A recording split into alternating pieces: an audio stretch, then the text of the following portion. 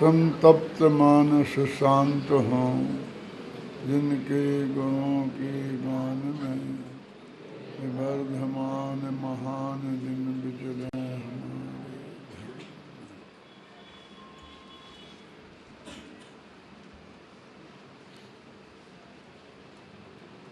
दशलक्षण महापर्व का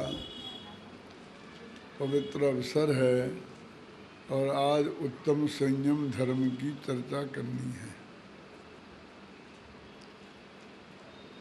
संयम की व्याख्या करते हुए आचार्यों ने लिखा है, संयमनम ही संयम। संयमन माने समेटना, अपने ज्ञान उपयोग को सारे जगत से समेट कर अपने आत्मा में लाना, उसका नाम वास्तव में संयम है। ये निश्चय से संयम तो यही है, पांच इंद्रियों का दमन और वृत्तादिक का पालन, ये भी व्यवहार से संयम कहा जाता है।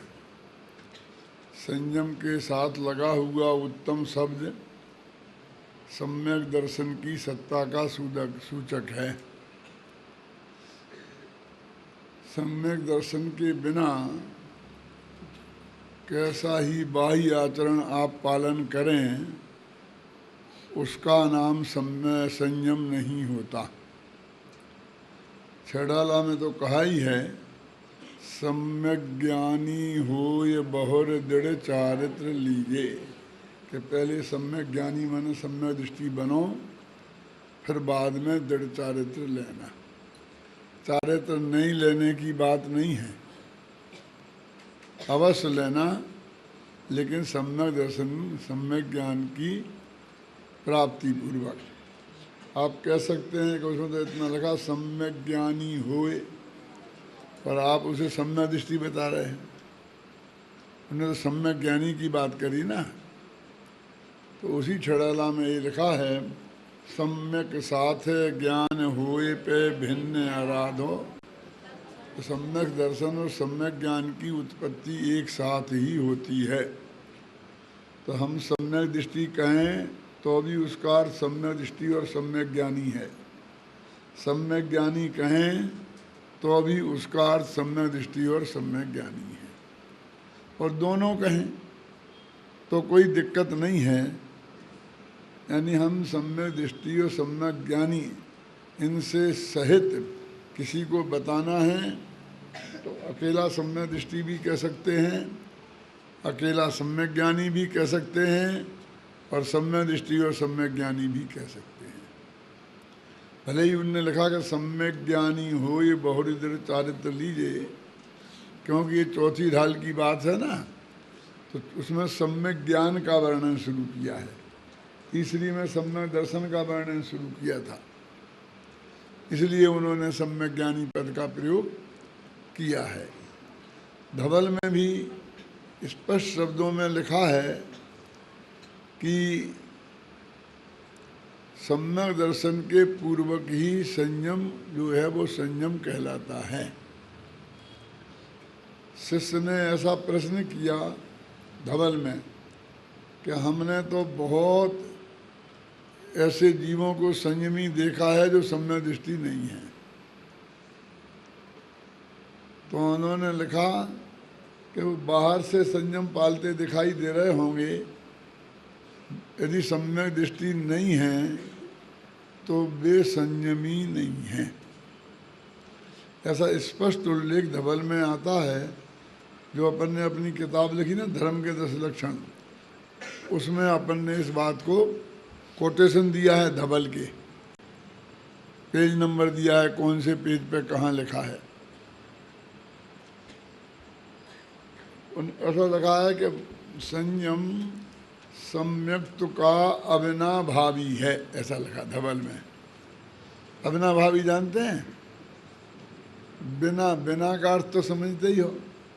अपन कहते उसके बिना ऐसा नहीं हो सकता, और अबिना कहते जिसके बिना जो कार्य ना हो उस कार्य का उससे अविनाभाव संबंध कहलाता है। माने अनिवार्य रूप से, जैसे सम्यक दर्शन और सम्यक ज्ञान एक साथ होता है ना, तो अंश में अनंतानुबंधी कसाय के अभाव से में सम्यक चारित्र भी होता है, तो वास्तव में तो तीनों की उत्पत्ति एक साथ ही होती है। सम्यक दर्शन चौथे ही गुण स्थान में पूर्ण हो जाता है। छायक सम्यक दर्शन हो गया तो पूर्ण हो गया ना। ज्ञान 12वें गुण स्थान में पूर्ण होता है और चारित्र 14वें गुण स्थान के अंत में पूर्ण होता है। तीनों की उत्पत्ति एक साथ होती है और पूर्णता में अंतर है। अब जरा हम पूजन करते हैं ना रोजिना, उसमें देखें, उसमें बहुत स्पष्ट शब्दों में लिखा है, जिस बिना नहीं जिन राज सीझे, तू रोलो जग कीच में। ये तू कौन है? किससे कह रहे हैं? ये तू शब्द का अर्थ कौन क्या है? कि तू माने तू और क्या, ये भी नहीं जानते कि हम? अरे भाई साहब, तू माने यहाँ मैं है। कभी स्वयं से कह रहा है क्या कि हे आत्मन, जिस बिना नहीं जिन राज सीझे, और तू रोलो जग कीच में। तू माने हे आत्मा तू, किसी दूसरे से तू नहीं कह रहे हैं। तो तू माने मैं, गजब हो गया। तू माने मैं, तो ऐसा पढ़ लो, जिस बिना नहीं जिन राज सीझे, मैं रोलो गए कीच में। क्या दिक्कत है? तो बात तू की है कि मैं की? कि नहीं, और भी है। जिस बिना नहीं जिन राज सीझे, ए रुले जगे कीच में। अरे ए रुली जगे कीच में, हम सब रुले जगे कीच में। इतना अर्थ है तू का, है क्या नहीं बुरा? जो जो इस संसार के कीचड़ में फंसे हुए हैं, रुल रहे हैं, वे सब इस तू शब्द में आ गए। ये कौन सी डिक्शनरी थी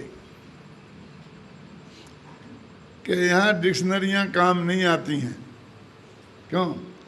मैं पूछता हूँ कि मैंने आपको बताया है ये, इस तू शब्द का अर्थ है, आपका हृदय स्वीकार करता है कि नहीं? क्योंकि ये बात जो कही जा रही है वो सबके लिए कही जा रही है कि किसी एक व्यक्ति के लिए? यदि आपका हृदय स्वीकार करता है तो डिक्शनरी मत देखो और मान लो कि इसका अर्थ यही है कि हम सब रुले जिस बिना नहीं जिन राज सीझे, हम सब रुले जग कीच में। एक घड़ी मत बिसरो करो, यह आयु जो में मुख बीच में। वो एक घड़ी को भी भूलने लायक नहीं है वो संयम। एक घड़ी मत बिसरो करो, क्यों? क्योंकि यह आयु जो में मुख बीच में, जो अपना आयु कर्म है ना, ये यमराज की डाढ़ के बीच में है, वहाँ फंस रहा है। बस यमराज ने ऐसा मुंह खोला हुआ है, समझे ना, और अपना आयु कर्म वहाँ पर है, और वो चाहे जब ऐसा दबाएगा और ख़त्म खेल। क्यों? कौन रोकने वाला है उसे? यह आयु जम मुख बीच में ऐसा सोच कर उस संयम को एक घड़ी भी मत भूलो। कौन लिख रहा है ऐसा?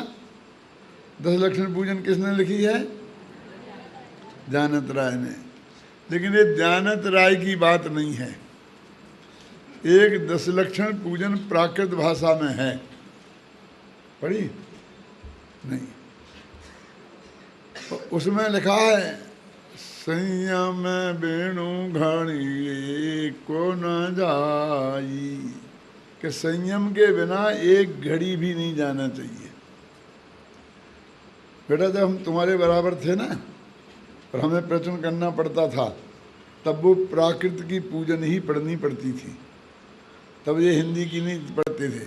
हमारे गुरुजी कहते थे तुम संस्कृत के विद्वान हो, तुम प्राकृत के विद्वान हो, तुम हिंदी की पढ़ोगे क्या?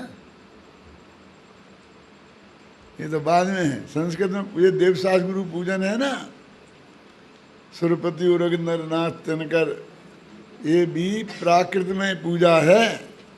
ये लिखा ना सुरपति उरग नरनाथ, उसमें देवेंद्र नागेंद्र नरेंद्र चक्रम, ये उसका पद्यानुवाद है।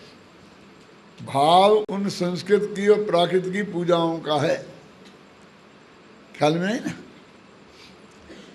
वो छंद संस्कृत में है और फिर जब 10 धर्मों के आए वो प्राकृत में है उस पूजन में। उसमें आया है पंक्ति संजम बिनु घड़ू एक कु न जाई। और ऐसी किताबें नहीं होती थी, वो हस्तलिखित होते थे जिसमें कॉमा नहीं, फुल स्टॉप नहीं। आज भी आपने देखे तो है ना, और कहीं कोई एक पंक्ति छोड़ते नहीं, बस पूरा लिखते चले जाते। 2 अक्षरों के बीच में कोई फर्क ही नहीं पड़ता है कि कौन वाक्य शब्द कहाँ खत्म हो गया और कहाँ मिला। उनमें पढ़ना पड़ता था, पर ऐसा रूमाल या दुपट्टा ओढ़ना पड़ता था, नहाना पड़ता था। शाम को नहाकर धोती दुपट्टा से पूजन करके आते ना, ऐसे जाके गद्दी पे बैठना पड़ता था और फिर ऐसा मुँह से लगा के और वो शास्त्र ऐसा लेकर और ऐसा पढ़ना पड़ता था। अच्छों को पसीना आ जाता था इतनी सर्दियों के दिनों में भी। पूजन भी ऐसे ही पढ़ते थे।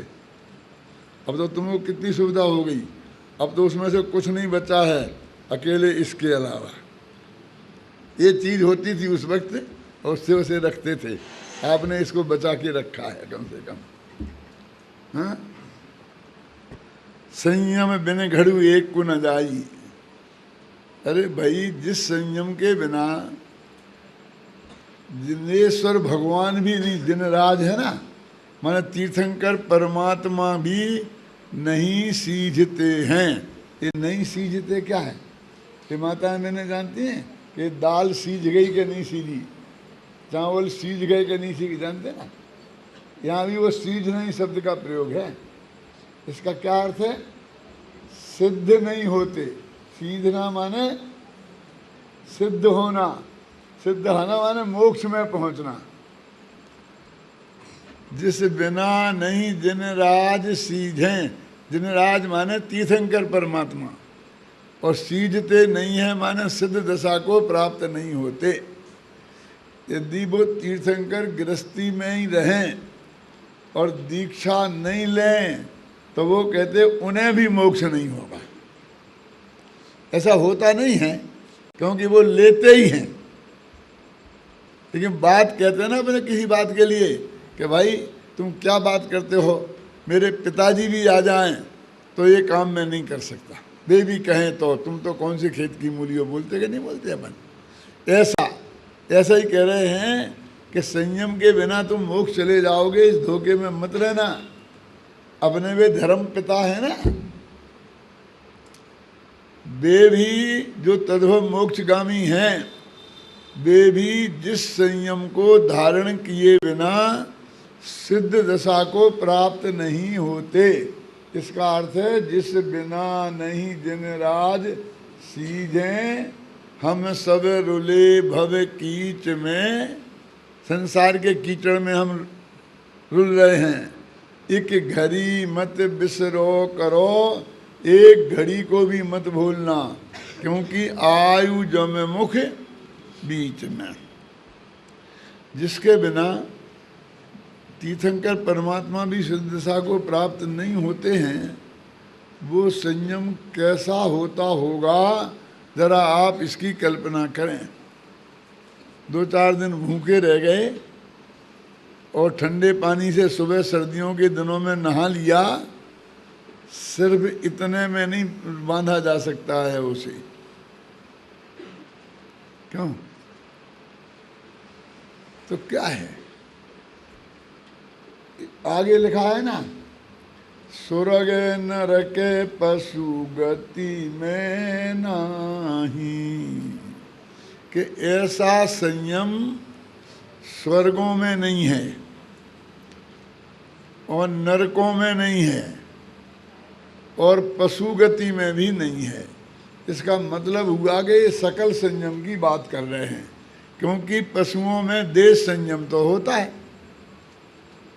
ना। 2 में तो पक्का है ना कि देव गति में नहीं है और नरक गति में नहीं है, और हो ही नहीं सकता। तो वो संयम जो देव गति में नहीं है और मनुष्य गति में है और देश संयम त्रिंच गति में भी है।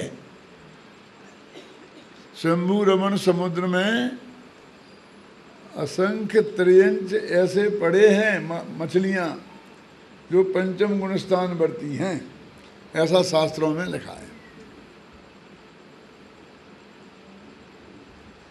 जरा सोचो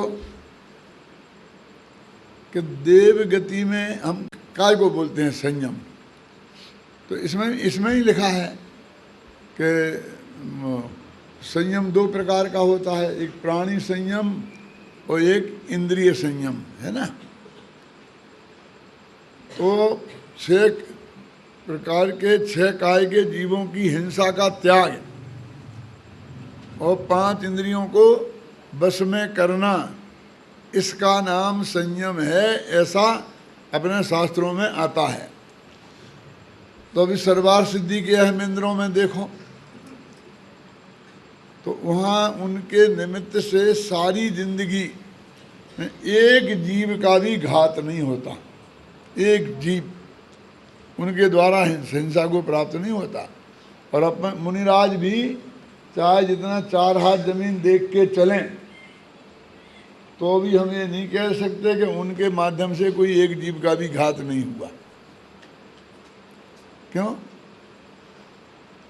क्योंकि जीव तो इतने सूक्ष्म भी होते हैं ना कि जो 4 हाथ दूर से दिखाई नहीं दें, है ना। दे सकते हैं ना। बोलो, पढ़ो बेटा, पढ़ो, इसे पढ़ो, पढ़ना है ऊपर का प्यारा, वहीं से पढ़ो, इसमें से नहीं पढ़ सकते तो 4 हाथ से ज़्यादा थोड़ी है। तो नई उम्र के बच्चे भी नहीं पढ़ सकते, तो इतने छोटे जीव तो हो सकते हैं ना इन अक्षरों के बराबर। तो वे जीव तो नहीं दिखेंगे ना, तो वे तो पैरों के नीचे आ ही जाएंगे। तो उन मुनिराजों के जिनके सकल संयम है, वे पूरी तरह जीव हिंसा से नहीं बच सकते, तिरस हिंसा से भी नहीं। तो कि 4 हाथ जमीन देख के क्यों चलते हैं, फिर 1 हाथ देख के चले ना।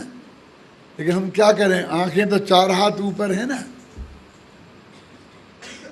एक घुटनों में आंखें होती तो हम 1 हाथ देख के चल सकते थे। क्यों? अब आंखें तो इतनी ऊंची हैं, बैठे बैठे तो चलेंगे नहीं, खड़े होके चलेंगे तो इतना ही जो एंगल बनेगा उतना ही तो दिखेगा। बोलो आप क्या करें हम। तो वे संयमी मुनिराज सकल संयम के धनी, उनके द्वारा त्रिश स्थावर जीवों का घात हो रहा है कि नहीं हो रहा। और सर्वार सिद्धि के अहिमिंद्रों के एक जीव का घात 33 सागर तक नहीं होता उनके माध्यम से, क्योंकि उनका शरीर ही अप्रतिघाते होता है। समझ गए? एक शब्द झूठ नहीं बोलते सारी जिंदगी में, एक नए पैसे की चोरी नहीं करते। और ब्रह्मचरी तो कैसा है ना, परे अप्रविचारा, उनके मन में विकल्प तक नहीं आता, लिखा ना तत्व सूत्र में। और परिग्रह जितना जन्म से है उससे एक नया पैसा ज्यादा कमाते नहीं है, जोड़ते नहीं है, जो है सो है। पांचों पापों का ऐसा त्याग है। अब 5 इंद्रियों के जीतने की बात करें तो स्पर्शन इंद्रिय की बात तो हो ही गई कि उनके मन में विकल्प तक नहीं उठता है। रसना इंद्रिय का 33,000 वर्ष में मन में भोजन का विकल्प आता है। एक बात, 33,000 वर्ष में तुमने यदि 24 घंटा खाना नहीं खाया तो मैं चौड़ा और बाजार सकड़ा हो जाता है। और ये पंडित तो दिन में 2 दफे खाता है, वो महाभ्रष्ट हो जाता है, हैं? तो ये माताएं बहनें मैं चौड़ी और बाजार सकड़ी चलती हैं कि मैं धर्मात्मा। वो 33,000 वर्ष तक वो मन में विकल्प नहीं आता उन्हें, और आता है तो गले से ही अमृत झर जाता है और भूख शांत हो जाती है। जवान जूठी तब भी नहीं होती। क्यों? इत्र फुलेल तो जाने दो,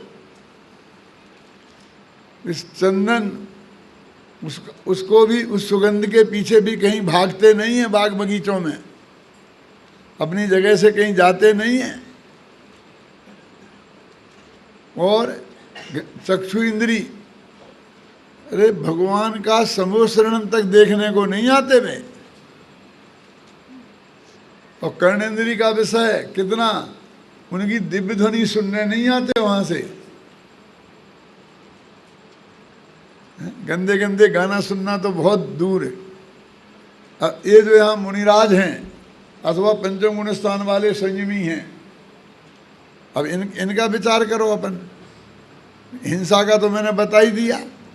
और अणुवृत्ति, स्थूल झूठ के तो त्यागी होते हैं, सूक्ष्म झूठ के तो त्यागी नहीं होते ना। और चोरी, क्यों अणुवृत्ति चोरी करते हैं कि नहीं? लिखा है ना, क्या लिखा है? वो पानी और मिट्टी, जल मृत काबिन और नाही कछु गहें अदत्ता। कि मिट्टी और पानी ये 2 चीजें तो लेते हैं ना बिना पूछे। क्यों? अब आजकल तो इन 2 भी कितनी कीमती हो गई। 15 रुपए में 1 बोतल आता है पानी, है? कभी घी भी है 15 रुपए का घी के। क्यों? 1 बोतल में 1 किलो होता है। हमने 1.25 रुपया किलो घी देखा है। और मिट्टी भी कीमती हो गई है आज तो। लेकिन वे पानी और मिट्टी ये 2 चीजें तो बिना पूछे लेते हैं, लेकिन वो सर्वा सिद्धि की अहमियत नहीं लेते। और ब्रह्मचर्य परस्त्री का त्यागी है जो अणुवृत्ति। स्वस्त्री तो है, बाल बच्चे भी होते हैं ना, बोलो उन जैसा तो नहीं है। और परिग्रह भी सीमा ले ली, कितनी है? मेरे पास 1 लाख रुपया और मैंने 10 लाख की सीमा ले ली, ऐसा होता है ना। तो 9 लाख तक तो कमाऊंगा मैं, न्यायपूर्वक सही। क्यों? कितना परिग्रह है। तो यदि संयम इस बाह्य क्रियाओं का नाम होता तो फिर उनके क्यों नहीं है और इनके क्यों है, ये प्रश्न खड़ा होता है कि नहीं होता? इसमें लिखा ना, सुरग नरक पशु गति में नाही, आलस हरण करन सुख ठाई। अब वो संयम उस चिड़िया का नाम है जो उनमें नहीं है और इनमें है। वो खोजो तुम, संयम काय का नाम है। अभी तो हम संयम को जानते ही नहीं, संयम की परिभाषा नहीं समझते भाई साहब। सबसे पहली शर्त तो वही बता दी थी कि सम्मत दर्शन के बिना नहीं होता है, और हम बस बिना सम्मत दर्शन की तो बात ही नहीं सोचते हैं। अब असंयम लेने को तैयार बैठे हैं। अरे लेने को तैयार क्या बैठे हैं, ले ही लिया है और मान लेते हैं कि हम संयमी हैं। मैं बिल्कुल सच्ची घटना सुना रहा हूँ कि एक भाई थे तो बोले आप हमारी दूसरी प्रतिमा है। ये अच्छा, तो मैंने कहा पहली तो होगी ना। कह रहे नहीं, हमें तो महाराज ने सीधी दूसरी दे दी थी। अच्छा, तो पहली का नाम क्या है और दूसरी का नाम क्या है, जो तो हमें पता नहीं। अरे दर्शन प्रतिमा माने सम्यक दर्शन तो होगा ना तुम्हें, क्योंकि सम्यक दर्शन के बिना तो संयम होता ही नहीं। ऐसा है, हाँ ऐसा ही है, तो होगा जरूर। फिर हमने संयम ले लिया तो सम्यक दर्शन भी होगा ही, कि तुम्हें पता नहीं है कि नहीं है। जब होता ही नहीं है, सम्यक दर्शन के बिना संयम होता ही नहीं है, और हमारे यहाँ हमें संयम हो गया तो सम्यक दर्शन भी होगा ही। कि नहीं भैया ऐसे नहीं होता, वो करना पड़ता। अच्छा तो कर लेंगे, ऐसी बात करते हैं। पहली शर्त तो वही है कि वो है कि नहीं है। अब वो है और फिर अरे भाई उनके इतना इतना बाहर का त्याग कर दोगे तो भी संयम नहीं आता। तो हमने थोड़ी कोई बाहर की चीज छोड़ी, ख्याल में आई ना, और हमने अपने को संयमी मान लिया। संयम का नियम ये बाह्य पदार्थों के छोड़ने या छूटने से नहीं है। क्या है? तो क्या है? अरे अभी बताया था ना, क्या सबसे पहले वाक्य ही मैंने वही बोला था, संयमनम संयमा, अपने उपयोग को सारे पर पदार्थों से समेट कर अपने आत्मा में लगाना, उसका नाम संयम है। क्यों? अब आत्मा कहाँ है किसी खबर नहीं है, उसके बारे में सोचते ही नहीं है, हैं?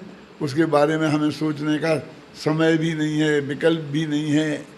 और अभी तो आत्मा की ऐसी बात हो गई है कि जिन्हें आत्मा का नाम सुनते ही गुस्सा आता है। कि क्या बोलते हैं, क्या दिन रात आत्मा आत्मा फात्मा आत्मा फात्मा लगे करते रहते हैं। आत्मा के साथ ऐसे वो फात्मा लगाते हैं, तो सीधा पाकिस्तान से आया होगा ना। वो फातिमा जिन्ना थी ना, जिन्ना की बहन,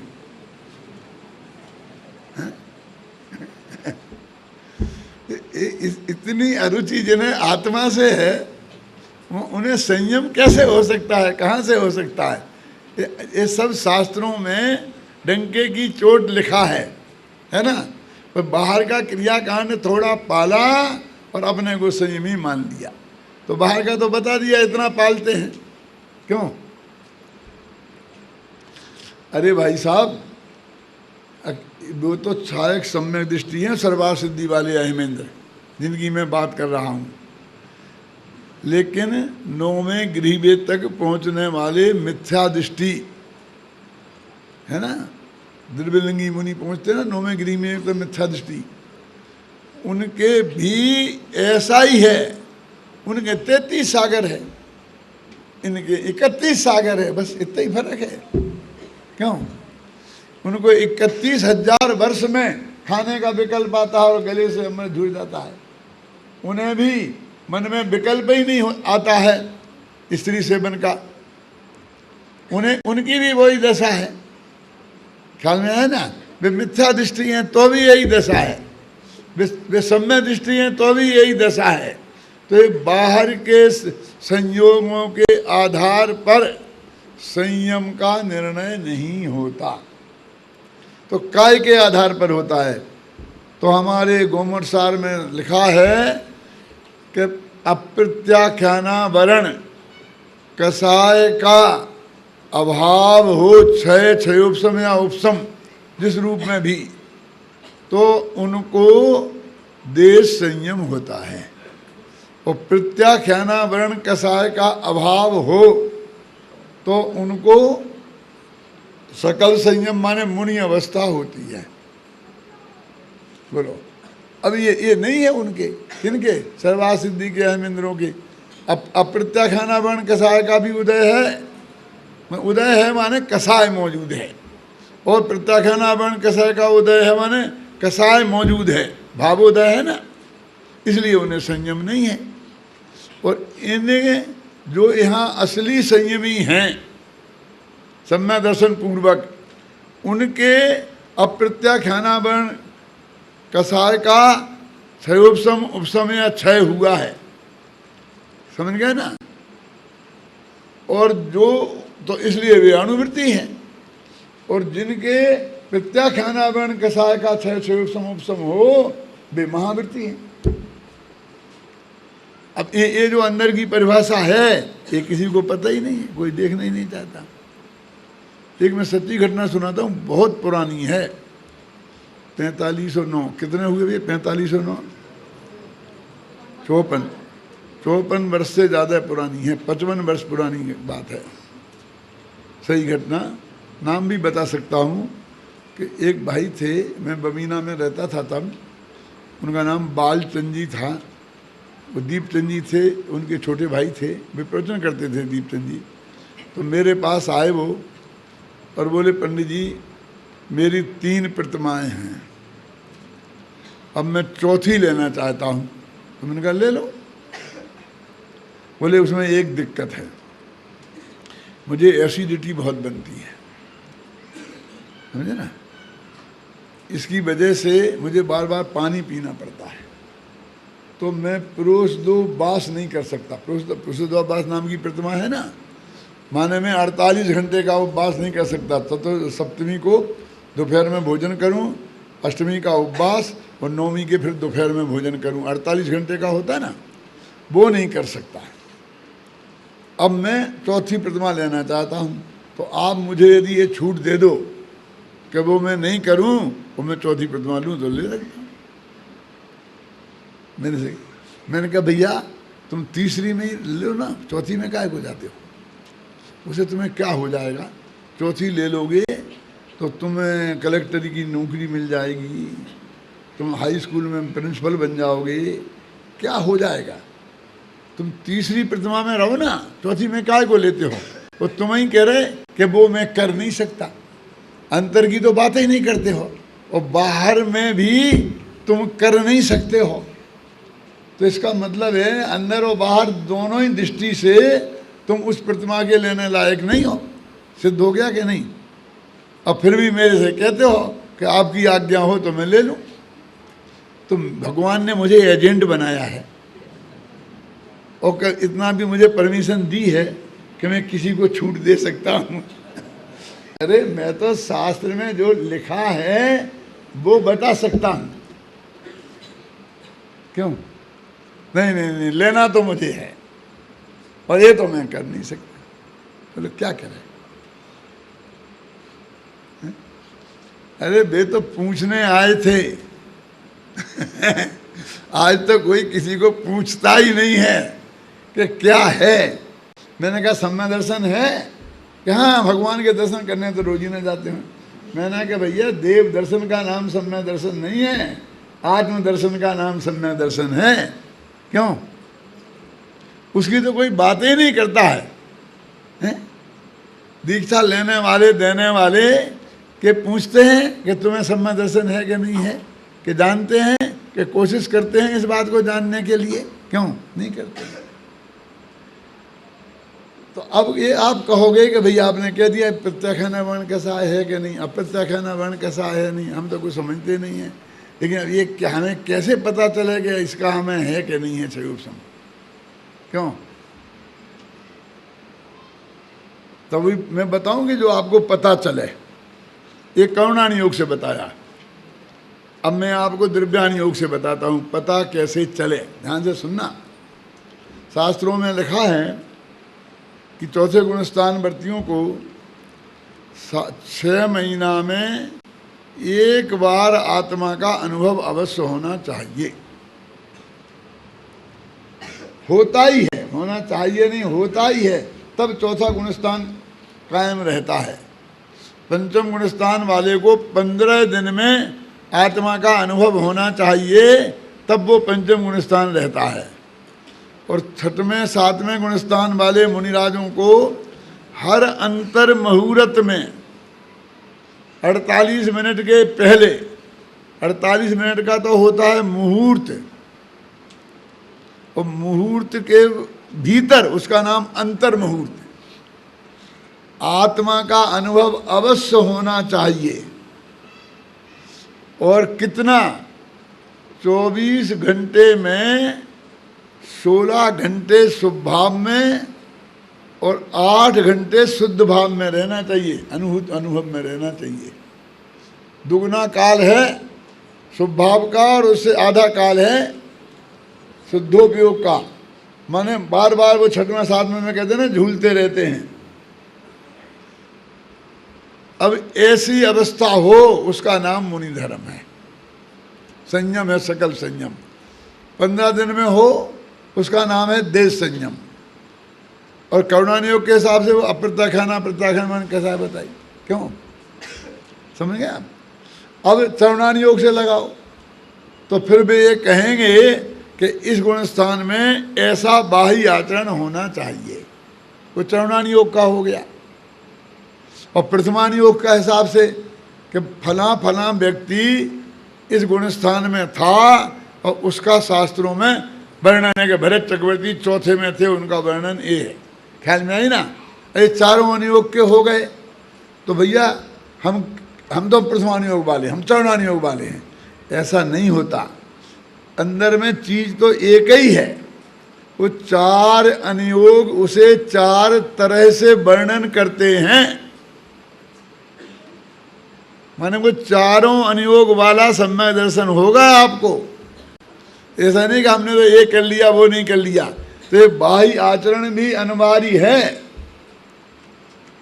ये बेकार है ये मैं नहीं कह रहा हूं, लेकिन बाहर में आचरण ऐसा, अंदर में ऐसा, कर्म की स्थिति ऐसी हो, ये सारा मिलान बैठे तब वो दशा बनती है।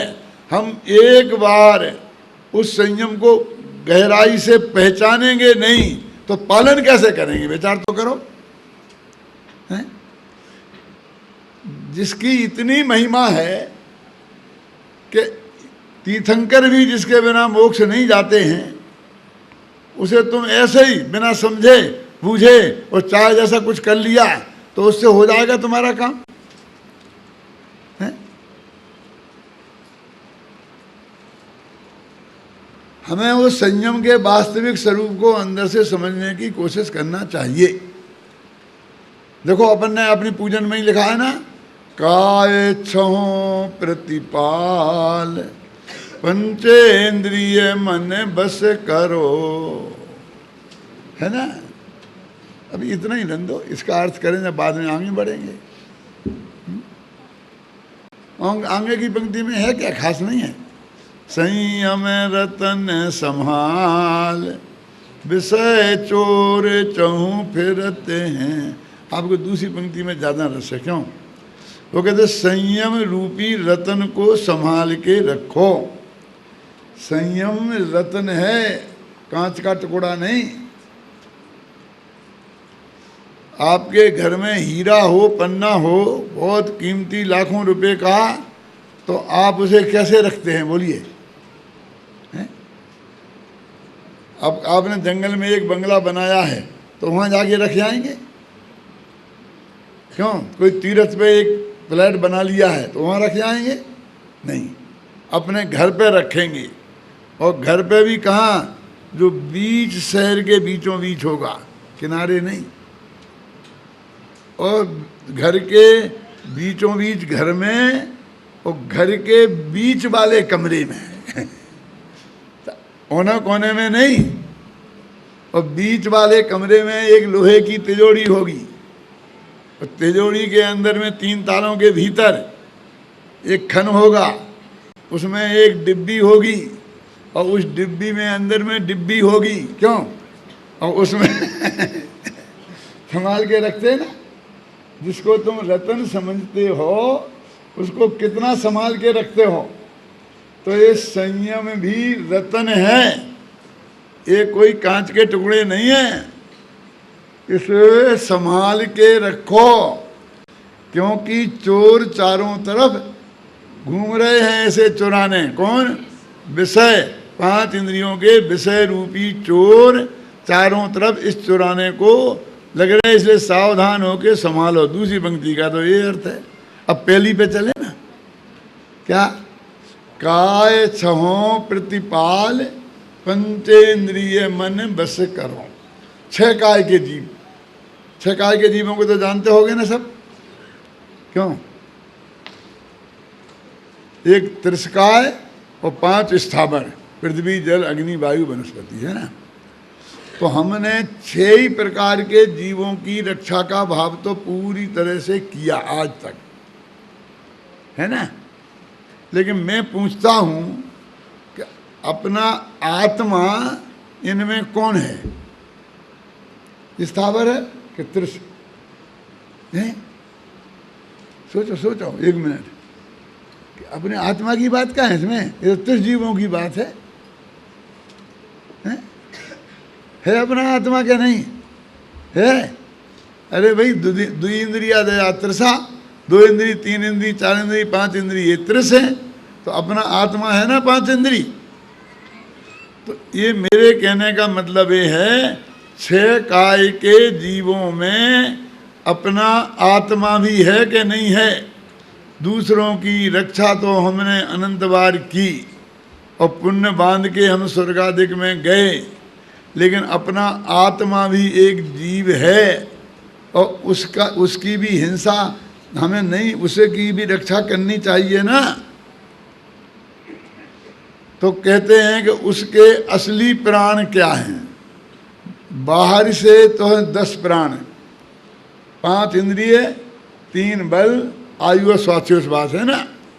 तो दूसरे के जीवों के तो ये बाह्य प्राणों को बचाना, और अपना असली प्राण कौन सा है?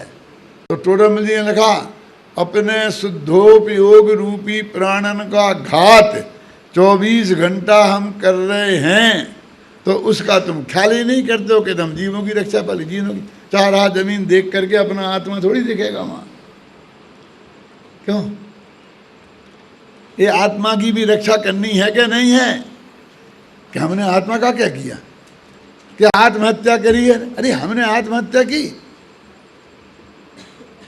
तो ये अमृतचंद्राचार्य समय सार में लिखते हैं कि जो ऐसा मानते हैं कि मैं दूसरे को मारता हूँ, जलाता हूँ, सुखी दुखी करता हूँ, वो नियत मात में हनो भवंती, वे निश्चित से अपनी हत्या करने वाले हैं, वो आत्म हत्यारे हैं, ऐसा लिखा। पढ़ो, है ना। कलश है,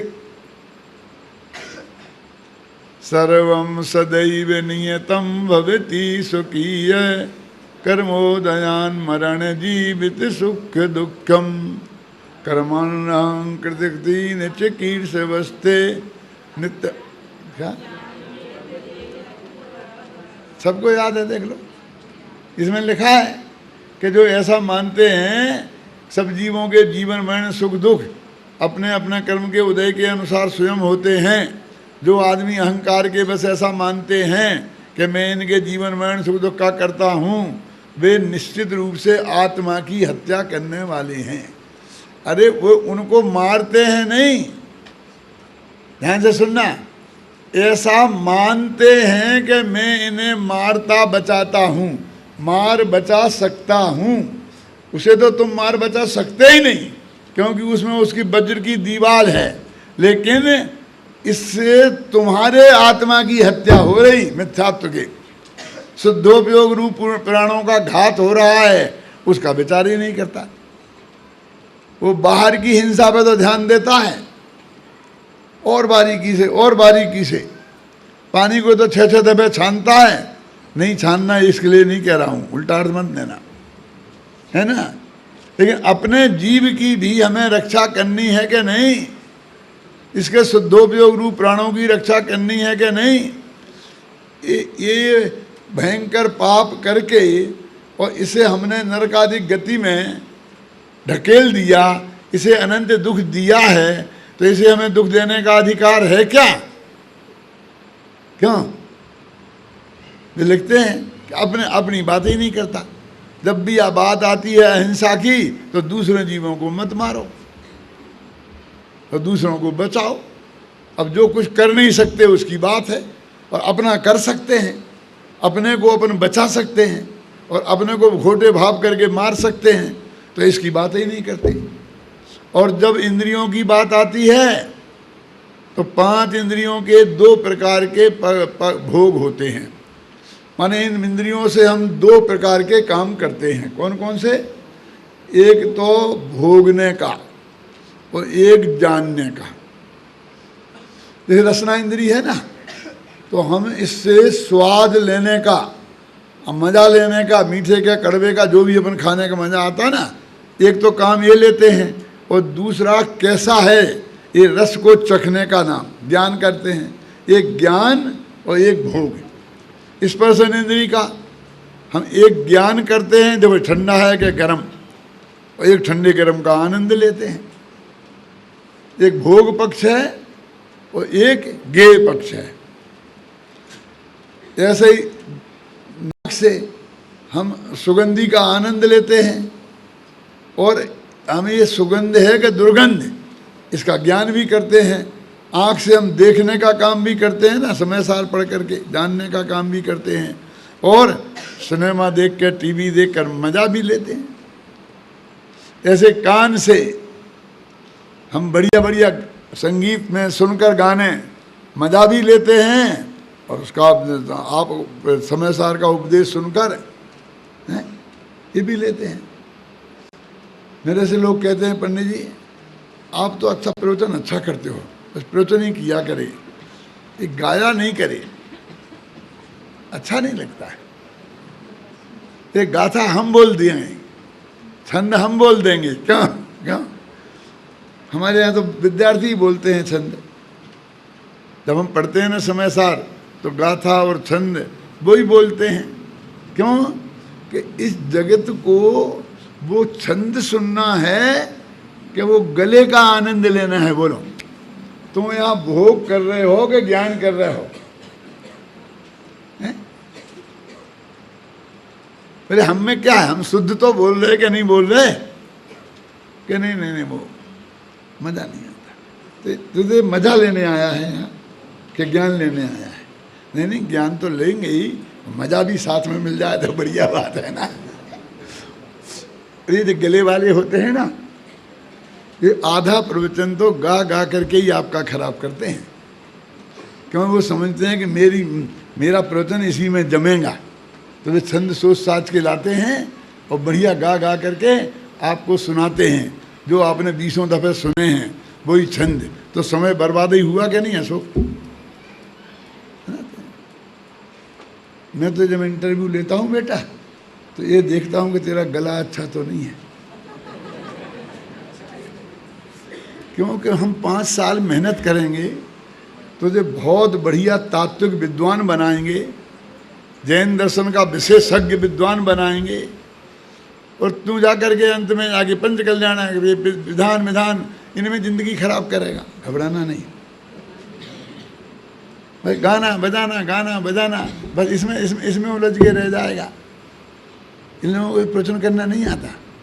कोई को आता हो तो वो महाभाग्यशाली है, क्योंकि उनका आधा समय, आधी शक्ति उसमें बर्बाद होती है। पूरा उपयोग वे इसमें नहीं लगा पाते हैं।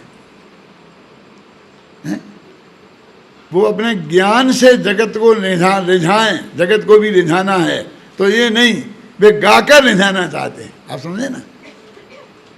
ये भाई साहब ये तत्व समझने आए हैं, तेरा गाना सुनने नहीं आए हैं। गाना तो बहुत आते हैं टीवी में, और वैसे रेडियो पर भी आते हैं, और अपने आजकल उनमें भर लेते हैं और 24 घंटा कान में लगा के सुनते रहते हैं। उसमें क्या है? इतना बढ़िया थोड़ी गा सकता है तू। क्यों? बोलो बोलो, कर्णेंद्री का विषय है क्या नहीं? तो हम गंभीरता से विचार करें कि 5 इंद्रिय और मन को बस करो। माने क्या?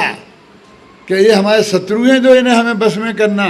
कि हाँ, क्योंकि इनने हमारी ज्ञान और आनंद निधि पर एकाधिकार कर रखा है।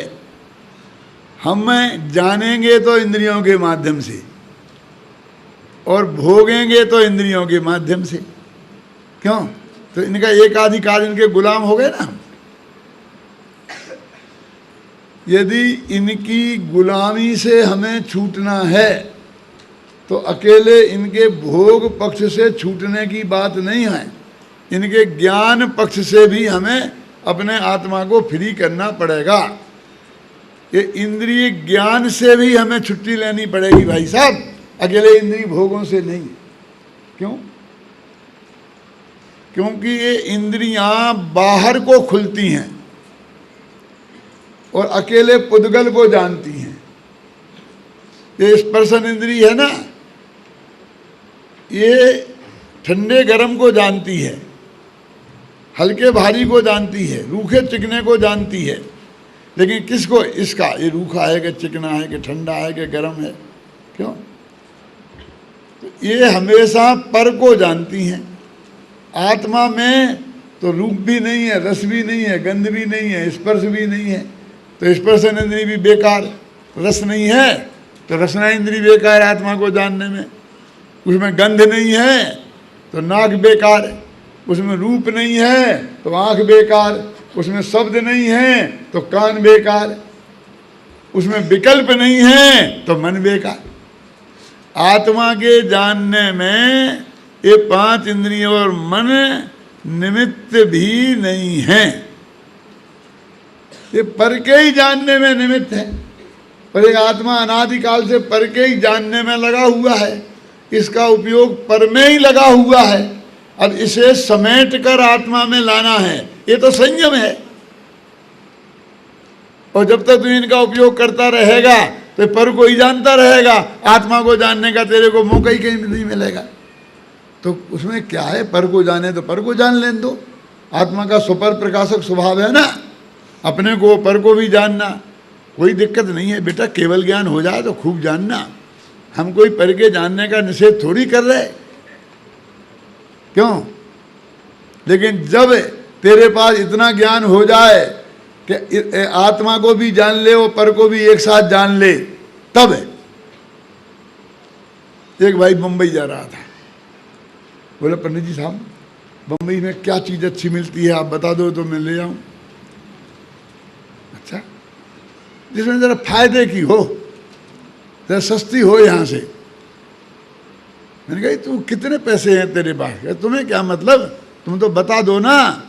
मैंने कहा तेरे पास बहुत पैसे हों तो किसी जंगल में भी जाकर, पहाड़ी में कहीं भी गंदी से गंदी ज़मीन खरीद लेना, 1-2 साल में चौगने हो जाएंगे।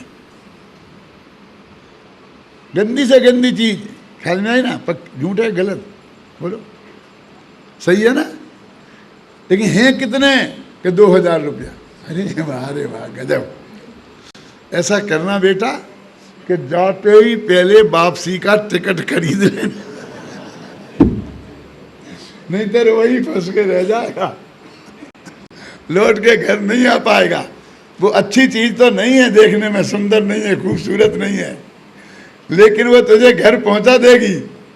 और कोई चीज़ मत लेना। तेरे पास कितना ज्ञान है? क्यों? यदि इतना कम ज्ञान है तो अपने आत्मा को जान लेना। और ये इंद्रियां तेरे आत्मा के जानने में निमित्त नहीं है, सहायक नहीं है, पर के जानने में सहायक हैं। इसलिए तेरे को ज्ञान को इनमें से समेट कर अपने आत्मा में लगाना पड़ेगा, तब तुझे सचमुच वास्तव में संयम प्रकट होगा। इंद्रियां सहायक हैं, भोग में भी सहयोग करती हैं और जानने में भी सहयोग करती हैं। जो सहयोगी है उनको तुम शत्रु कह रहे। मैं कह रहा हूँ कि शास्त्र में लिखा ना, इंद्रियों को जीतो जितेंद्रिय जिन, जितेंद्रिय जिन। जीतने की बात कही ना, तो जीता किसको जाता है? मित्रों के, शत्रुओं को। यही तो दिक्कत है कि जो तेरे शत्रु थे उसको तूने सहयोगी मान लिया। अपना जो है ना CID डिपार्टमेंट, वो बहुत कमजोर है। अपना माने हिंदुस्तान का। इसलिए ऐसा करो, वो जो पाकिस्तान में है ना सेनापति, क्या नाम है भैया, कयानी, कयानी, वो बहुत होशियार है, उसे अपना सीआईडी डिपार्टमेंट का हेड बना दो। क्या बात करते हो तुम? अरे उसके विरुद्ध तो हमें सीआईडी कराना है, आप समझ गए ना, और उसी को बना दें, ऐसी मूर्खता की बात करते हो। तो इंद्रियों को तो हमें जीतना है, और इंद्रियों के माध्यम से तुम ज्ञान करोगे क्यों? तो अपने सीआईडी डिपार्टमेंट को तुमने पाकिस्तान के सेनापति को बना दिया ना, ये इंद्रियां तो पाकिस्तान है ना। इंद्रिय ज्ञान के भरोसे तुम आत्मा को जानना चाहते हो, और वे तो तुम्हें जानने नहीं देती हैं आत्मा को। तो इंद्रियों को जीतने के लिए न केवल उनके भोगों को छोड़ना होगा, उनके माध्यम से जानने को भी, अच्छा अंतर मुहूर्त को भी सही। निरंतर नहीं छोड़ सकते तो मत छोड़ो, लेकिन 1-2 समय तो ऐसा लगाओ, 10-5 मिनट तो ऐसा लगाओ कि जब तुम इन्हें नहीं जानो तो अपने आत्मा को जानो। आत्मा कहता है क्या कि मैं तो तुम्हें अकेले में ही मिलूंगा, समझिए ना। तुम दूसरों को भी जानते रहो और मुझे भी जानो, ऐसा नहीं चलेगा। क्यों? तुम्हें सम्यक दर्शन रूपी पुत्र चाहिए ना, तो तुम्हें मुझे आत्मा को अकेले में ही मिलना पड़ेगा। कि नहीं नहीं नहीं, एक पत्नी ने पति को फोन किया कि बहुत जरूरी काम है, तुम 1 घंटे को घर आ सकते हो? कि नहीं अभी तो नहीं आ सकता, मैं ऑफिस में बहुत लोग बैठे हैं, लेकिन बहुत जरूरी काम है। कि फोन पे बता देना? कि नहीं, फोन पे बताने की चीज नहीं है, कि मैं तो नहीं आ सकता। कोई बात नहीं है, मैं आ जाती हूँ, ध्यान से सुनना, मैं आ जाती हूँ। तो बेचारी ऑफिस गई, ऑफिस में 10 आदमियों के बीच में घेरे बैठे थे। पहुंची तो बोली क्यों, बोलो बोलो क्या बात है? बोले मैंने कहा था ना अकेले में बात करूंगी। कोई बात नहीं है, ये अपने ही आदमी है, बोलो बोलो। बोलो तुम्हारे होंगे मेरे नहीं। तुम्हें है फुर्सत अकेले में मेरे से मिलने के लिए? कि नहीं है तो मैं वापिस जा रही हूं, जब तुम्हें फुर्सत हो तब आ जाना। क्यों? और आज तक उसे फुर्सत नहीं मिली पत्नी से मिलने की, पुत्र हो जाएगा? ये भगवान आत्मा ये भी कहती है कि मैं तुझसे 5 मिनट अकेले में मिलना चाहती हूं, तू मुझे अकेला मुझे जान, उस वक्त और किसी को मत जानना। कि फुर्सत नहीं है, तुम बोल, कोई बात नहीं है, तुम जब फुर्सत हो जाए तब मैं, नहीं हमें फुर्सत मिलेगी ही नहीं, ये सब अपने ही तो हैं कि तुम्हारे होंगे मेरे नहीं हैं। और आज तक इसे एक क्षण भी आत्मा को जानने के लिए फुर्सत नहीं मिली, इसलिए सम्यक दर्शन रूपी पुत्र का जन्म नहीं हुआ। सम्यक दर्शन रूपी पुत्र का जन्म नहीं हुआ तो संयम रूपी पुत्र का जन्म कैसे होगा? वो तो इसके बाद होता है, वो तो सेकंड बेटा है। बोलो क्या करें? लेकिन हमारी हालत क्या है, जरा हम गंभीरता से विचार करें। बाह्य संयम के मामले में भी हमारी पोजीशन क्या है? बम्बई के भूलेश्वर के मंदिर में मैं गया था सन 60 में। कितने वर्ष हो गए बेटा सन 60 को? हैं? सन 60 42 के 52। अरे वाह, मैं समझता था मेरे ही गणित कमजोर है, तो तुम्हारा भी 52 वर्ष हो गए। सच्ची घटना है। ऐसा ही मैं संयम धर्म के दिन प्रवचन कर रहा था, एक लड़का खड़ा हुआ, लंबा लंबा पतला पतला, बोला मेरा एक प्रश्न है। मैंने कहा भैया बाद में पूछ लेना, अभी मेरे नहीं अभी बताना पड़ेगा, टालो मत। मैंने कहा बोल बोल जल्दी बोल। बोले मैंने सुना है कि आलू में अनंत जीव होते हैं। मैंने कहा हाँ, बात तो सच्ची सुनी बेटा तूने। बोले उनकी उम्र कितनी होती है? तो मैंने फटाफट बोला कि एक श्वास में 8-10 बार जन्म्यो मरियो भरियो दुख भार। एक श्वास में 18 बार जन्मते हैं, 18 बार मरते हैं। बोले अच्छा, जब हम खाते हैं आलू और दबाते हैं तो वे जो जीव मरते हैं वे उनकी उम्र खत्म हो जाती, इसलिए मरते हैं कि हमारे दबाने से मरते हैं? अरे उनकी तो आयु खत्म हो गई, तो अपनी आयु खत्म होने से मरे, तो हमें क्यों खाने को मना करते हो? मन का गजब हो गया। हम तो समझते थे कि हम बहुत बड़े 30 मार खाए हैं, इसने तो भरी सभा में 2 मिनट में हमारी उतार दी। मैंने कहा बेटा शांति से बैठो, शांति से बैठो। नहीं, जवाब दो। मैंने कहा जवाब देते हैं ना। सुनो, हमने सुना है कि तुम्हारा 7 मंजिल का मकान है इस बम्बई में, है तो उसमें क्या है? टालो मत, जवाब दो। दे रहे ना, तो 3री मंजिल तुम्हारी खाली है। बम्बई की हालत ये है क्योंकि ये बच्चे घर में तो पैदा होते ही नहीं, ऐसे घर तो रहे ही नहीं, सब अस्पताल में ही पैदा होते हैं ना। तो 6 महीना पहले नाम लिखाना पड़ता है, तब अस्पताल में जगह मिलती है। समझ में आए ना? ये हालत है। यदि ऐसे ही बढ़ती रही पोजीशन और कहीं साल भर पहले नाम लिखाना पड़ा तो नाम कैसे लिखाएंगे? तुम ऐसा करो कि 3री मंजिल में एक जच्चा खाना खोल दो, समझिए ना। और अब जो मैदान है ना नीचे, उसमें एक मुर्दा घर बना दो। सारे मोहल्ले के मुर्दे 10-10 किलोमीटर दूर तक ले जाना पड़ता है, इसलिए सारे मोहल्ले के मुर्दे तुम्हारे घर में जल जाया करेंगे और तुम्हारे उस मंजिल में पैदा हो जाएंगे। ये क्या बात करते हो? लेकिन नहीं, शांत रहो ना। तो आप क्या करते हैं? तुम्हारे यहाँ बेई मुर्दे जलाए जाएंगे जो अपनी मौत मरे होंगी, जिनकी हत्या के जीव मरेंगे तो वे अपनी मौत, लेकिन मरेंगे तो तेरी डाढ़ पर। कहाँ मरेंगे? डाढ़ पर। और वहीं फिर पैदा भी हो जाते हैं, जन्मे मरे हैं ना। एक श्वास में 18 बार जन्मते हो मरते, जन्मना मरना जन्मना मरना, तो बराबर जन्मेंगे मरेंगे अपने आप। तू नहीं मारेगा, अपने आप जन्मेंगे मरेंगे।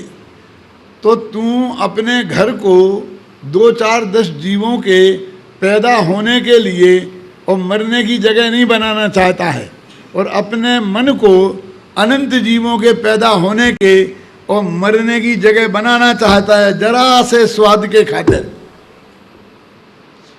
ऐसा बोला, और उसने उसी वक्त प्रतिज्ञा ले ली कि अब मैं जिंदगी भर आलू नहीं खाऊंगा। और भी सब लोगों ने ले ली। ये तो बम्बई की बात है, नागपुर वालों से मुझे कुछ नहीं कहना है। बोलो, विचार करो गंभीरता से। हमें तो जी मने तो ही दोष दिखता है, लेकिन हमारा इतना तीव्र राग है। सबसे बड़ा तो राग आदि की उत्पत्ति, उसका नाम हिंसा है ना। आत्मा में रागादि भावों की उत्पत्ति, उसका नाम हिंसा। और आत्मा में रागादि भावों की उत्पत्ति नहीं होना, उसका नाम अहिंसा। तो बिना तीव्र राग के ऐसा काम हो सकता है? विचार करो, कहाँ है? हमें गंभीरता कहाँ है? उसमें भी गंभीरता कहाँ है? हमारा ये आत्मा ऐसा सेठ बन गया है कि जिसकी टेबल पर 5-5 फोन रखे रहते हैं और 2 जेब में। क्या? एक घटना और सुनाना चाहता हूं मैं कह रहा था कि भाई तुम यदि गवर्नमेंट की नौकरी करते होते तो 60 वर्ष में रिटायर्ड हो जाते, है ना, और फिर तुमको पूरी जिंदगी आराम से धर्म करने को मिलता। तुमने ऐसा कौन सा पाप किया है कि तुमने नौकरी नहीं करी और दुकानदारी करी? 70, 72, 75 वर्ष के हो गए और छुट्टी ही नहीं, चालू चालू चालू चालू। क्यों?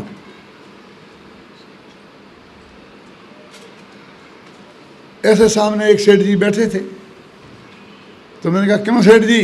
बोले पंडित जी मैं ऑफिस में जाता हूँ, ये बात सच्ची है, लेकिन मैं वहाँ कुछ काम नहीं करता। मेरा ऑफिस का कमरा आप देखो, सब शास्त्रों से भरा पड़ा है, चारों तरफ लाइब्रेरी जैसे वकीलों का होता है ना, किताबों से सारे शास्त्र, तुम्हारा समय सार, प्रवचन सार सब मेरे ऑफिस में रखे रहते हैं।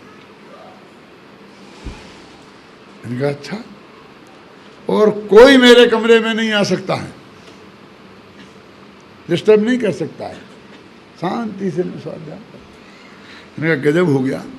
मैंने ये तो सुना था कि मंदिर में जाकर लोग स्वाध्याय करते हैं, ये भी सुना था कि अपने घर में स्वाध्याय करते हैं, लेकिन ऑफिस में जाके स्वाध्याय करते हैं ये पहली दफ़ा मैं सुन रहा हूँ। तो मैं आपसे पूछता हूँ कि वो कमरा मैं देख सकता हूँ, मैं आ सकता हूँ? यहाँ आप आइए। आप तो कह रहे कि कोई नहीं आ सकता, कह रहे थे ना कोई नहीं आ सकता। बोले नहीं आपकी अलग बात है, आप आइए आप आइए। मैंने कहा ठीक है मैं जाऊँगा।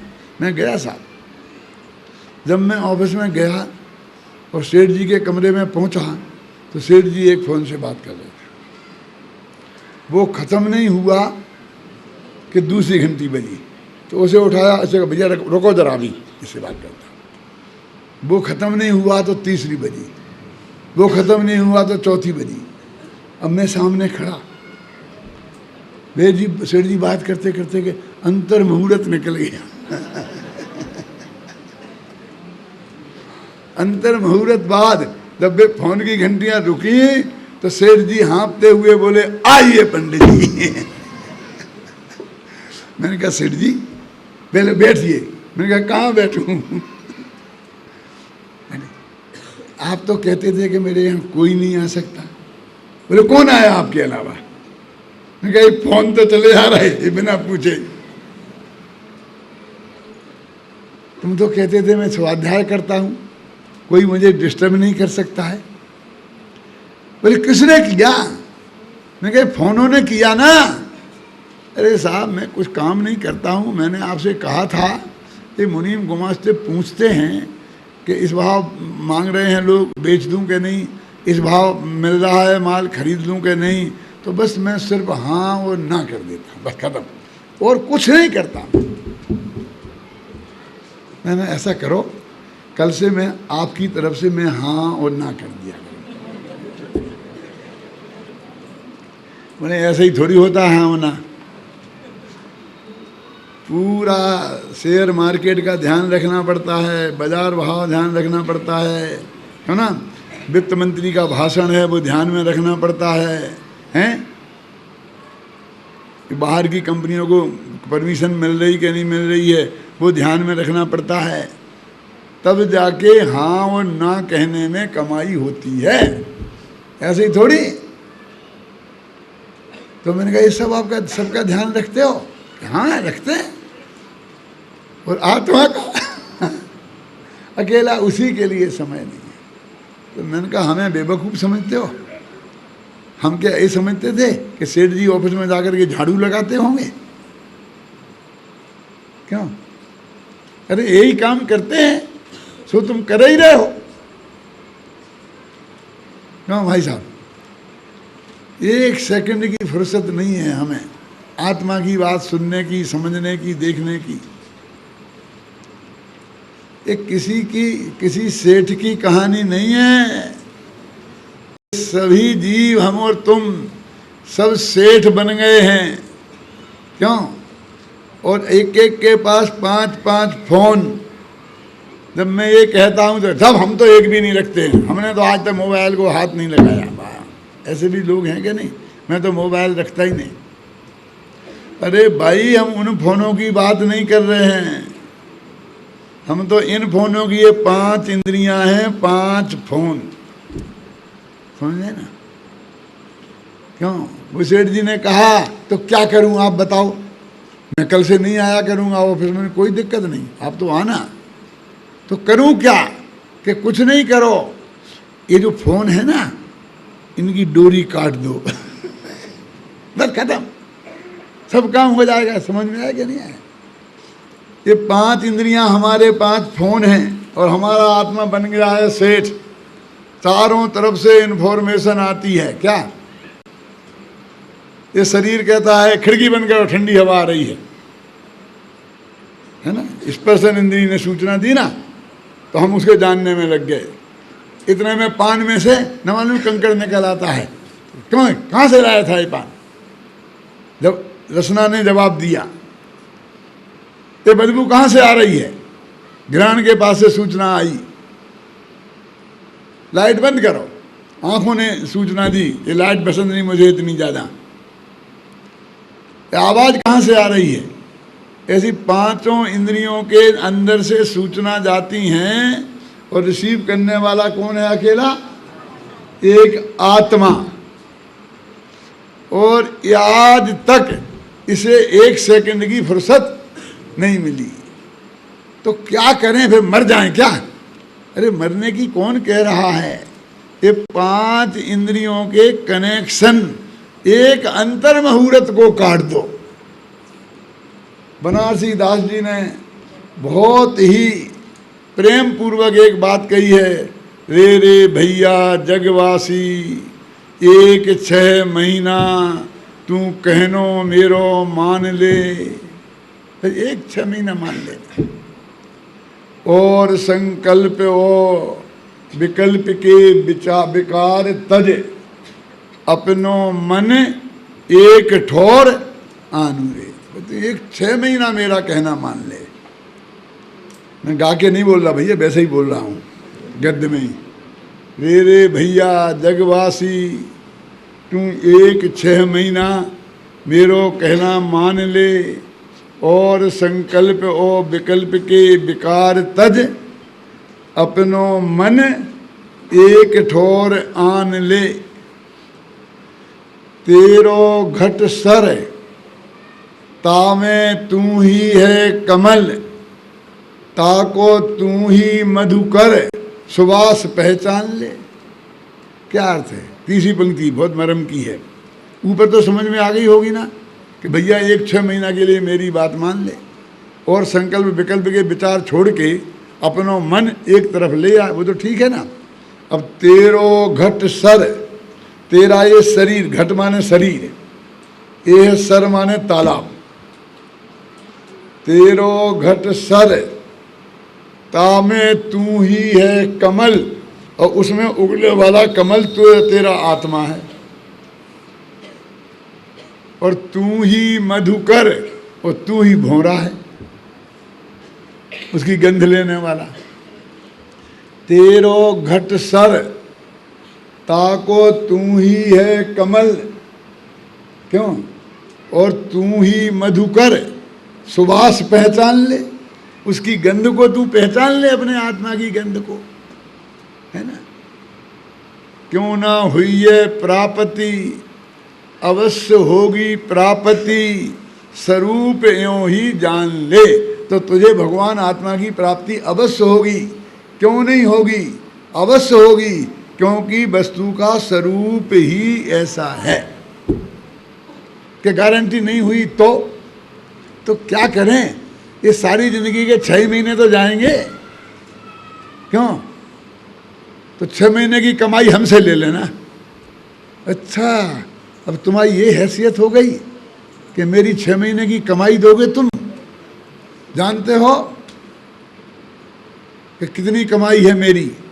कि हम जानते हैं ना, जब दान बोलते हैं ना सब लोग, तो तुम कितना बोलते हो उससे हम अंदाज लगा लेते हैं। अरे जाने दो, उससे तुम मेरा अंदाजा नहीं लगा सकते। जब तुम देने तैयार होगे तो तुम्हारे सब दंड कमंडल बिक जाएंगे। इतना कीमती है तेरा समय, बोलो, पर के लिए समझ लेना। क्या गारंटी कि नहीं हुआ 6 महीना में? तो क्या गारंटी है? अरे वो तो कहते हम तो 6 महीना बहुत समय बता दिया, मिलता तो अंतर मुहूर्त में है। एक कलश ऐसा भी है समय सार में ही कि जहाँ लिखा है कि अंतर पार्श्ववर्ती मुहूर्तम, कि अपने इस शरीर का एक मुहूर्त के लिए पड़ोसी बन के देख। पड़ोसी तो बन, अभी तुम घर का मालिक बना हुआ है, ये शरीर तेरा नहीं है। अंतर मुहूर्त में काम होगा, लेकिन आज तक इस आत्मा को, पर को जानने में सारी जिंदगी गई, अनंत काल गया, लेकिन जानने वाले को नहीं जाना, और उसे जाने बिना संयम नहीं हो सकता। पहली दफे जानोगे उसका नाम सम्यक दर्शन, सम्यक ज्ञान, और लगातार जानते रहोगे उसका नाम संयम। कि हम पहली दफे तो जानेंगे नहीं और लगातार जानते रहें, ऐसा हो सकता है? तो सम्यक दर्शन के बिना सम्यक चारित्र हो सकता है? बोलो, समझ। लगातार देखो, देखना है दर्शन और जानना है ज्ञान, समझ में आया ना? और देखते जानते रहने का नाम है ध्यान, माने सम्यक चारित्र। ध्यान के लिए क्या करना है कि जो चीज को जाना है लगातार जानते रहना है, जिस चीज को देखा है लगातार देखते रहना है। तो पहले समय में ज्ञान दर्शन होगा ना, और उसी को रिपीट करोगे, ज्ञान का रिपीटिशन ही ध्यान है। तब ध्यान होगा ना, कि हम जानेंगे तो है नहीं, रिपीटिशन का करोगे, वो असली संयम है। जब ऐसा संयम हमारे अंदर प्रकट होगा तो अनंतानुबंधी भागते नजर नहीं आएगी। ख्याल में आई ना? अप्रत्याख्याना बहन कसाय भी जाएगी, संतुलन कसाय भी जाएगी, अनंतानुबंधी जाएगी तो स्वरूपाचरण चारित्र प्रकट होगा, और अप्रत्याख्याना बहन जाएगी तो देश संयम प्रकट होगा, प्रत्याख्याना बहन कसाय जाएगी तो सकल संयम प्रकट होगा, और संतुलन कसाय जाएगी तो यथाख्यात संयम प्रकट होगा। संयम के प्रकट होने की तो भाई साहब ये विधि है। तो ये बाहर का पालना, पालता कहाँ है? ज्ञानी के व्रत पलते हैं, पालते नहीं हैं। क्या फर्क है पलते और पालते में? उदाहरण जरा ऐसा अटपटा है, अच्छा नहीं लगेगा आपको, लेकिन सुनना समझना है, समझना है। हलवाई की दुकान पर कुत्ते पलते हैं और साहब कुत्ते पालते हैं। समझ में आई कि नहीं आई? ये बड़े बड़े साहब होते हैं, मैम साहब साहब अपने बच्चे को नौकरानी लेके चलती है, और कुत्ते के पिल्ले को मैम साहब अपनी गोद में लेके चलती है ना? तो साहब कुत्ते पालते हैं, समझ में आई ना? और हलवाई की दुकान पर कुत्ते पलते हैं, क्योंकि वो खाते हैं चाट माट जो भी आगे खाते हैं, मिठाई, फिर दोना फेंक देते हैं, तो फटाफट चाट करके, और कहते इतना मोटे तौजे मस्त रहते है ना। हलवाई की दुकान वाले कुत्ते कोई दुबले पतले नहीं देखोगे कहीं। अब कौन तो साहब हैं और कौन हलवाई है, ये सोचो आप। क्यों? अज्ञानी तो साहब है समझे ना, और ज्ञानी हलवाई है अज्ञानी वृत्तों को पालते हैं और ज्ञानी के सहज पलते हैं। अंदर में ऐसा राग ही उत्पन्न नहीं होगा तो वृत्त तो पलेगा कि नहीं? काम भाव अंदर में पैदा ही नहीं होगा तो ब्रह्मचर्य वृत्त पलेगा नहीं? पलेगा कि नहीं? बोलिए। अंदर में विकार पैदा नहीं होंगे तो वृत्त पलते हैं। अंदर में जब वो चीज अंदर से बाहर आती है, ख्याल में आई ना, तो वो वास्तविक संयम होता है। और जो ऊपर ऊपर से थोप ली जाती है और अंदर से कुछ नहीं होता है, तो क्या होता है भाई साहब? देखो, अपन सुबह नहाते हैं, फिर तेल लगाते हैं, फिर भी रूखा चेहरा हो जाता है, तो दोपहर में फिर लगाते हैं, फिर न मालूम क्या क्या लगाते हैं। क्यों? और हमारे पिताजी ने जिंदगी में कभी तेल नहीं लगाया, मैंने उन्हें तेल लगाते कभी देखा नहीं। लेकिन जितने चकने चपड़े वो दिखते थे, हम इतना लपेट लपेट के भी नहीं दिखते हैं। क्यों? क्यों कि बराबर बे 10 तोला घी खाते थे रोजाना, और आंत में पचकर सारे शरीर में से निकल कर और अंदर से वो उनके चेहरे पे चमक, समझे ना, और चिकनाई अंदर से आती थी, और हम तो सूंघ नहीं पाते हमको तो घी दूध दही का नाम लेने में दिक्कत होती है। डॉक्टर कहता उधर को देखना मत। ये हमारी ये ऊपर से लपेटी हुई ये नकली चिकनाई क्या काम आएगी? अंदर से तू भगवान आत्मा का आराधना कर, अंदर में संयम प्रकट होगा तो भूमि का अनुसार वृत्त होते ही हैं, होने ही चाहिए। चरणानी योग की भाषा चाहिए की है, इसलिए वो कहता चाहिए, और द्रव्यान योग की भाषा होते हैं की है। करुणान योग की भाषा अंदर में ऐसा हो, प्रत्याख्यानावरण कर्म का क्षय उपशम हो तो बाहर में संयम हो, ऐसी भाषा है। और प्रथमान योग उदाहरण देता है कि फलाने थे ना, फलाने थे ना, उन्हें देख लो ना, उन्हें देख लो ना, समझ गए ना, ये बात है। तो असली संयम क्या चीज है, एक दफे हम उसका निर्णय तो करें, अपने ज्ञान में तो समझें। आज का दिन संयम पालने का नहीं, संयम क्या है, समझने का है, और पालना तो जीवन भर है। धारण तो उसे हमें जीवन भर करना है। धर्म को एक दिन के लिए थोड़ी धारण किए जाते हैं, ख्याल में है ना, जिंदगी भर के लिए। ये आज संयम पालने का दिन नहीं है, आज संयम धर्म को समझने का दिन है, और जीवन भर हमें पालना है। सब लोग संयम धर्म को गहराई से समझें और जीवन में उतार कर अनंत सुखी हों, इस मंगल भावना से मैं अपनी भाषण, ये संयम धर्म में तो तुम्हारा 1.25 घंटा हो गया।